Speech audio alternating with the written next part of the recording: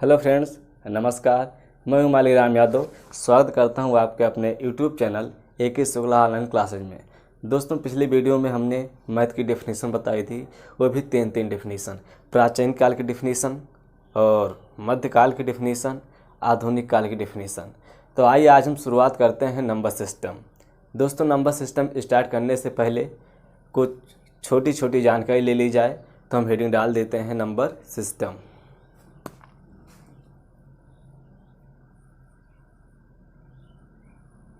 Number system. दोस्तों, number system की हिंदी की बात करें तो होता है संख्या पद्धति।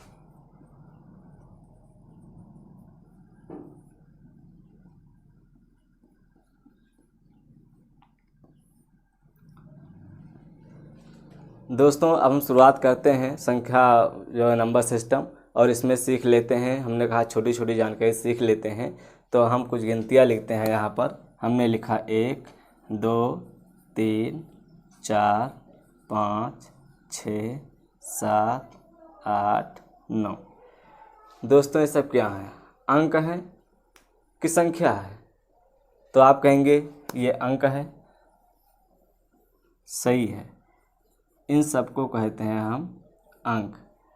और ये अंक जो हैं अपने आप में संख्या का भी काम करती हैं। हमने लिखा 2, ये संख्या है। लिखा 3, संख्या है। लिखा 1, संख्या है। यानी ये सब जितने अंक हैं ये सब संख्या हैं। फिर एक एग्जाम्पल लेते हैं। हमने लिखा 5 5 55। अब ये क्या है? ये पूरा का पूरा संख्या है, लेकिन ये पूरा अंक नहीं है, क्योंकि इसमें अंक सिर्फ 2 हैं। अंक सिर्फ 2 हैं और 55 पूरा क्या है? संख्या है। एक एग्जाम्पल और लेते हैं। हमने लिखा 3 4 5। ये क्या है? ये पूरा संख्या है, लेकिन पूरा पोर्शन ये अंक नहीं है। इसमें अंक सिर्फ 3 हैं। आइए एक एग्जाम्पल और लेते हैं। हमने अगला एग्जाम्पल लिया 3 4 5.378। ये क्या है? तो ये पूरा का पूरा नंबर है, लेकिन ये पूरा अंक नहीं है। इसमें अंक सिर्फ यही 3 लिया जाता है, क्योंकि दशमलव के बाद वाली संख्या जो होती है वो अधूरी होती है। तो आइए अब हम स्टार्ट करते हैं नंबर सिस्टम। तो आइए शुरू करते हैं नंबर सिस्टम। नंबर सिस्टम में सबसे पहले नंबर को हम उसके पार्ट में डिवाइड करेंगे, कौन नंबर किसका जो है पार्ट होता है। फिर एक एक पॉइंट आगे चलेंगे। तो हम यहाँ पर हेडिंग डाल देते हैं नंबर।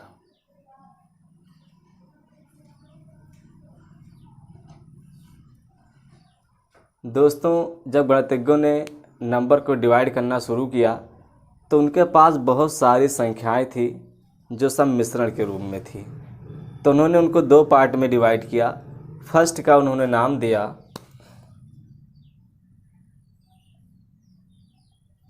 वास्तविक संख्या,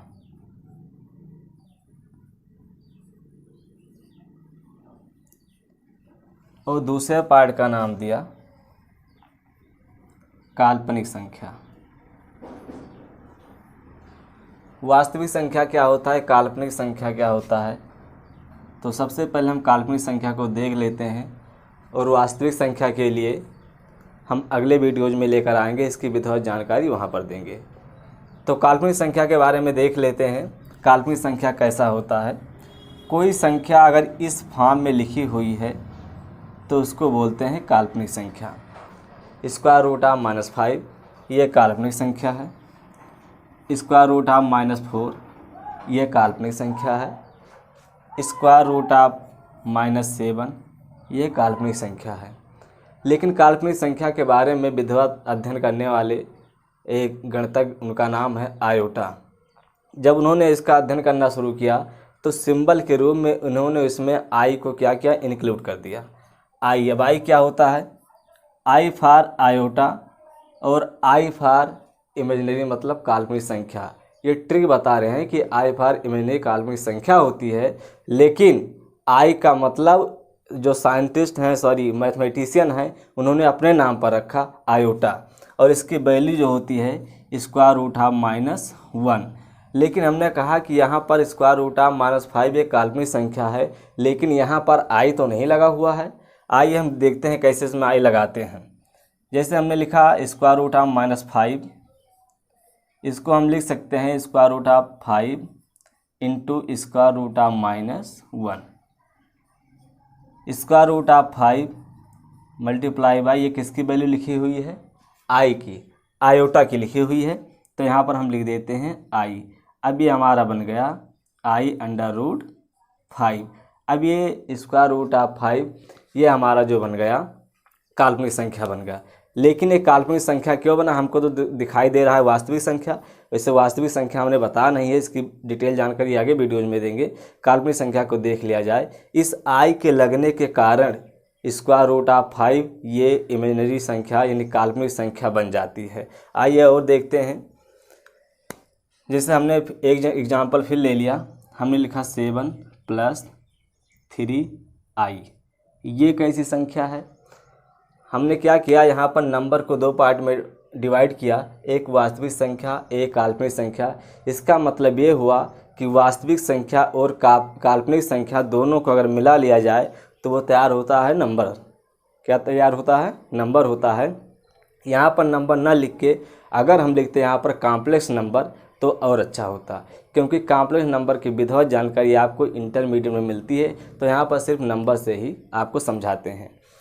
अब यहाँ पर देखते हैं, अब ये 7 हमारा क्या है? 7 जो लिखा हुआ है ये है वास्तविक संख्या। एक पार्ट तो हो गया वास्तविक संख्या। अब दूसरा पार्ट इसमें कहाँ है? काल्पनिक संख्या। तो हमने बताया जहाँ पर आई लगा होता है वो पूरा का पूरा पोर्शन क्या होता है? काल्पनिक संख्या होती है। अब आइए इसको देखते हैं। वैसे हम लोग जानते हैं कि 3 भी वास्तविक संख्या है, हम कैसे पता करें कि ये काल्पनिक संख्या है? तो आइए देखते हैं कैसे इसको लिखेंगे हम। 7 + 3i, 7 प्लस ये 3 कब आया होगा? जब ये स्क्वायर रूट ऑफ 9 लिखा होगा। सही है ना? स्क्वायर रूट ऑफ 9 लिखा होगा। इसका मतलब ये हुआ 7 प्लस और आई का मान हमने बताया कि होता है स्क्वायर रूट ऑफ 1 होता है। फिर इसको अंदर से मल्टीप्लाई करवा देंगे, 7 प्लस स्क्वायर रूट ऑफ -9। तो आप देख रहे हैं कि ये जो -9 है ये संख्या इस फॉर्म में आ गई कि नहीं आई, तो इसलिए काल्पनिक संख्या होती है। और एग्जाम्पल ले लेते हैं। हमने एग्जाम्पल यहाँ पर लिया 6 + 4i। इसमें कौन सा वास्तविक संख्या है और कौन सा काल्पनिक संख्या है? तो जो फर्स्ट पोर्शन होता है ये हमारा है वास्तविक संख्या, और ये 4i जो है ये लिखा हुआ है काल्पनिक संख्या। लेकिन 4 भी हमको दिख रहा है कि वास्तविक संख्या है। हम नहीं कह रहे हैं कि नहीं है, ये है, लेकिन आई के कारण आई लग गया, आई फॉर आयोटा, आई लगने के कारण ये काल्पनिक संख्या बन जाती है। कैसे देखते हैं इसको? हमने लिखा 6 प्लस ये 4 कब आया होगा? जब ये स्क्वायर रूट ऑफ 16 लिखा होगा। सही है ना? फिर हमने लिख दिया आई, फिर इसको आगे बढ़ाया तो 6 + 16 आई की वैल्यू लिख देते हैं। हमने बताया आई की वैल्यू जो होती है वो स्क्वायर रूट ऑफ -1 होती है।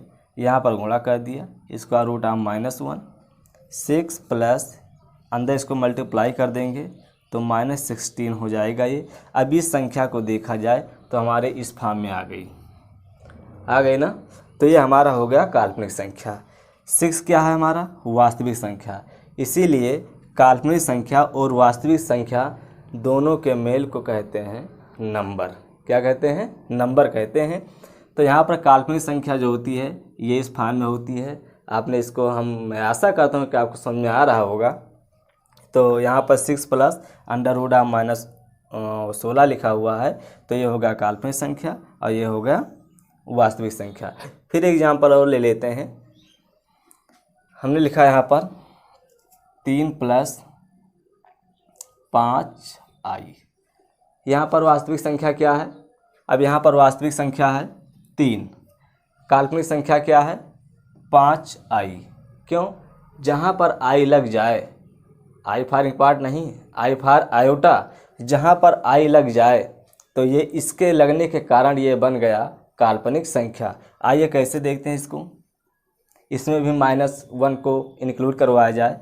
हमने लिखा 3 प्लस 5 कब आया होगा, जब यह 25 का स्क्वायर रूट के फॉर्म में लिखा होगा, इस फॉर्म में लिखा होगा।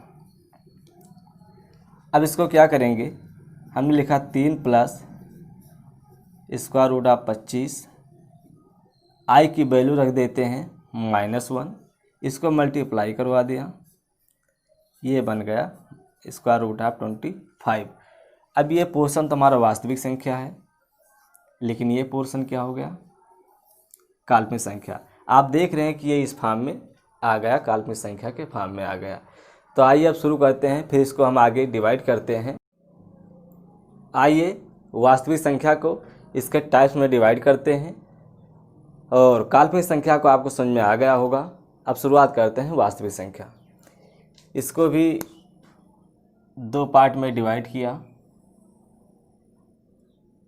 वास्तविक संख्या का फर्स्ट पार्ट का नाम दिया परमीय संख्या, परमीय संख्या, और दूसरा पार्ट का नाम है अपरिमेय संख्या।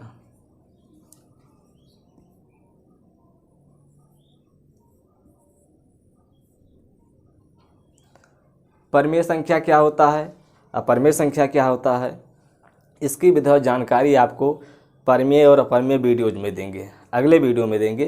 यहाँ पर सिर्फ इनको हम उसके टाइप्स में सिर्फ डिवाइड करेंगे और कुछ नहीं।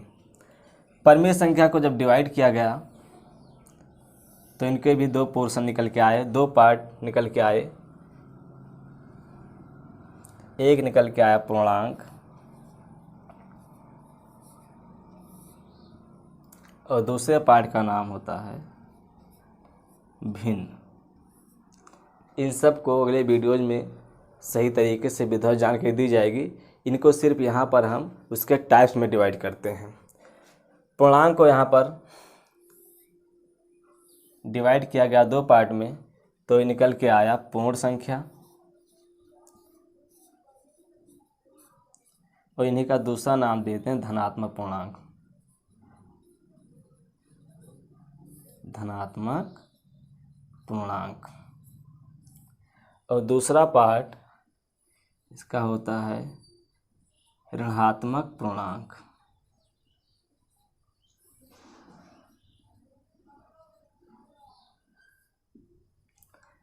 धनात्मक पूर्णांक को जब डिवाइड किया गया 2 पार्ट में, तो ये निकल के आया प्राकृतिक संख्या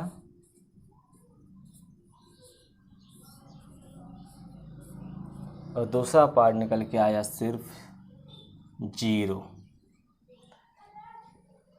फिर प्राकृतिक संख्या को डिवाइड किया गया, इनके भी 2 पार्ट निकल के आए। एक का नाम है सम संख्या,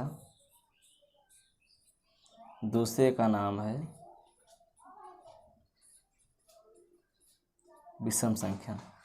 हमने सिर्फ इनके टाइप में डिवाइड किया है और इनकी विधिवत जानकारी हम अगले वीडियोज में देंगे। आइए एक बार फिर देख लेते हैं। भिन्न को भी हम डिवाइड करते हैं। भिन्न के भी पार्ट होते हैं, इनका भी पार्ट होता है। इनका होता है एक साधारण भिन्न,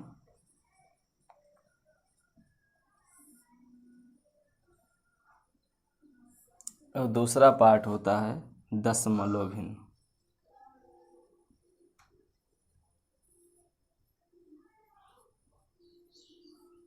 साधारण भिन्न के भी पार्ट होते हैं। अब इनको अगले वीडियोज में जो है इनको टाइप्स में डिवाइड करेंगे। आइए एक बार फिर देख लेते हैं। हमने क्या किया, नंबर को डिवाइड किया इसके 2 पार्ट में। एक पार्ट का नाम वास्तविक संख्या और दूसरे पार्ट का नाम काल्पनिक संख्या। काल्पनिक संख्या को आपने पहले ही विधिवत जानकारी ले ली है। दूसरे वास्तविक संख्या को डिवाइड किया तो एक का नाम है परमेय संख्या और दूसरे पार्ट का नाम है अपरिमेय संख्या। परमेय संख्या को डिवाइड किया गया तो इसके 2 पार्ट निकल के आए, पूर्णांक और दूसरा पार्ट निकल के आया भिन्न। भिन्न को डिवाइड किया गया यहाँ पर, तो फर्स्ट निकल के आया साधारण भिन्न और दूसरा पार्ट निकल के आया दशमलव भिन्न। साधारण भिन्न के भी पार्ट होते हैं, उसको यहाँ पर डिवाइड नहीं करेंगे, उसको भिन्न लेक्चर में उसको खूब विधिवत जानकारी देंगे आपको। पूर्णांक को यहाँ पर डिवाइड किया गया तो निकल के आया धनात्मक पूर्णांक और ऋणात्मक पूर्णांक। धनात्मक पूर्णांक को डिवाइड किया गया तो निकल के आया प्राकृतिक संख्या और जीरो। प्राकृतिक संख्या को यहाँ पर डिवाइड किया गया तो निकल के आया सम संख्या और विषम संख्या। तो ये रहा आपके संख्याओं का पार्टीशन। हमने इसको कैटेगराइज किया, आपको विधिवत समझाया। इसका आप स्क्रीनशॉट ले सकते हैं और इसकी विधिवत जानकारी आपको अगले वीडियोज़ में देंगे। तब तक के लिए आप बने रहिए और वीडियो को लाइक शेयर करना ना भूलें। जय हिंद, जय भारत।